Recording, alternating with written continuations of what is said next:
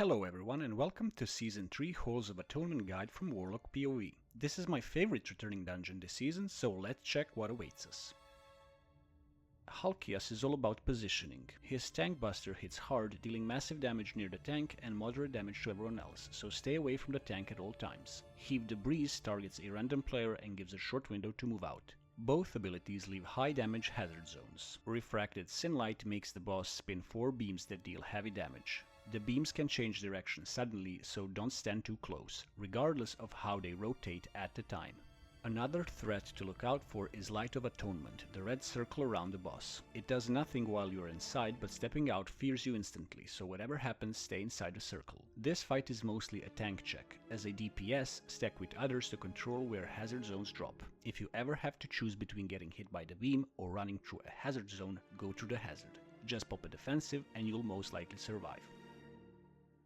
Echelon has had a few small changes since Shadowlands. Blood Torrent drops a hazard zone and deals heavy damage on impact. Stone Cold summons several adds that spam cast. Interrupt them to force movement toward the boss, making them easier to cleave. When killed, they enter Stone form, becoming immune and regenerating health. If fully healed, they revive. To kill them permanently, the player marked by Stone Shattering Leap must lure the boss into the Stone form adds. When he jumps, it destroys them and applies a strong dot to anyone hit.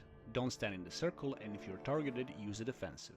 Flesh to Stone now only targets one player, gradually slowing them. When the timer ends, they and nearby players get stunned. It's no longer a curse and can't be removed, so stay away from the marked player. The boss always combines Shattering Leap with his turn to Stone target, so keep that in mind when trying to get rid of the adds. Aleez is one of the most straightforward bosses this season, but her party-wide damage is brutal. The main threat are her ghosts. They fixate on a random player and follow them, pulsing group damage that ramps up over time. You can't damage or CC them. To get rid of a ghost, guide it into one of the vessels placed around the room. Once all 4 starting vessels are used, a new one spawns at a random location. The boss also afflicts 2 random players with Unstable Anima, a magic dot. Use your imp to dispel it and ease the pressure on your healer. Aleez will occasionally cast Anima Fountain, creating AoE zones you can easily avoid. Lastly, she spams interruptible casts at the tank. Since you're probably using your imp, apply Curse of Tongues to help slow her down and make it easier for the group to keep her in check. Lord Chamberlain got some helpful quality of life changes, but also a few new mechanics. The main threat are still his statues, which he throws around the room. Now there's a red arrow showing their direction, making them much easier to dodge. Every statue throw deals moderate party-wide damage. Unleash Suffering is now a larger frontal, cast in a random direction. It still hits hard, so watch your positioning. Erupting Torment is a new mechanic. Both Chamberlain and his statues will create hazard zones that explode after a short delay.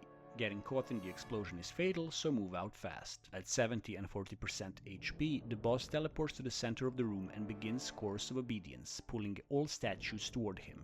Once they reach him, he pushes them outward with equal force. All 4 statues deal party-wide damage when thrown, so use a defensive here. After the push, Chamberlain starts Ritual of Woe, channeling beams of anima into each statue. These must be interrupted by standing between the boss and the statue.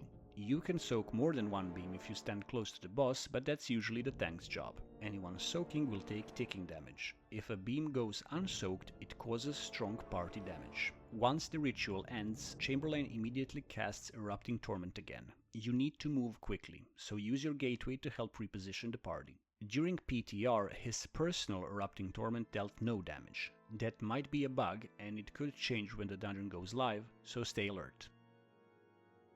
One of the most dangerous mobs is the Depraved Houndmaster. Their cast empowers vicious Gargons with a massive damage buff and immunity to all crowd control for a long time. If it goes off, the Gargons will shred your tank with heavy hits and a strong bleed dot. Interrupting this should always be your top priority. Houndmasters also cast Rapid Fire, a frontal cone that targets a random player and fires multiple arrows. Before engaging Halkias, you'll have to kill his shards, which cast Trash, dealing strong party-wide damage. Use defensives if needed. Toiling groundskeepers aren't dangerous themselves, but they'll run when low on health. If they reach other unpulled packs, you'll get unwanted adds. Slow or stop them if they start going in the wrong direction.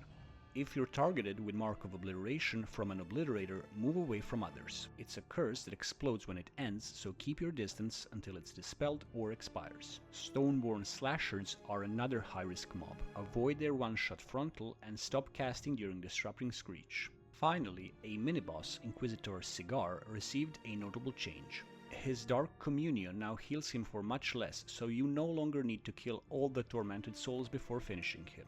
Manifestations of Envy still spawn and fixate random players, so stay near the tank for cleave, but watch out when Cigar casts Disperse Sin. It detonates one of the manifestations, dealing damage and leaving a ground hazard.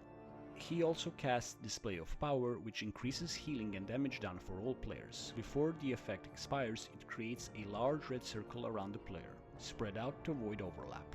And that's everything you need to know about Halls of Atonement. If this guide was useful, please give it a like and hit that subscribe button. Also check out my other Season 3 dungeon guides and feel free to drop by on Twitch or other social media. Links are in the description. Thanks for watching and goodbye.